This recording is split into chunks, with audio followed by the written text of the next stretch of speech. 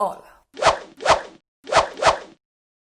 Hola a totes i tots, soc l'Aida Moré i us parlaré sobre el català i qüestions lingüístiques. Avui, sobre la substitució lingüística. Comencem! És un concepte que refereix al procés pel qual una comunitat de parlants abandona la seva llengua per passar a formar part d'una altra comunitat lingüística. Les causes poden ser socioeconòmiques, psicosocials o polítiques, on els estats duen a terme mesures que minoritzen les llengües dels territoris i donen privilegi a la llengua de l'estat, que anomenarem llengua expansiva. Hi ha 3 tipus de substitució lingüística. 1. La que es produeix per la mort d'una comunitat de parlants. 2.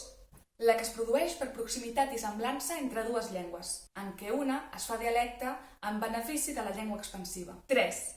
I finalment, la que es produeix per canvi lingüístic. Consisteix en l'abandonament de la llengua pròpia per adoptar-ne una altra. El procés de substitució lingüística passa per 3 fases. L'etapa de bilingüització, en què els parlants, sobretot joves i de ciutats grans, comencen a utilitzar la llengua expansiva en detriment de la pròpia, i a poc la van substituint. Monolingüització és l'etapa en què la parla de les dues llengües només es produeix en benefici de la llengua expansiva i es converteix en la llengua d'ús prioritari. Finalment, hi ha l'etapa de l'abandonament, on la llengua pròpia es deixa de parlar totalment per fer un ús exclusiu de la llengua expansiva. És així com s'ha completat el procés de substitució lingüística. Doncs això és tot.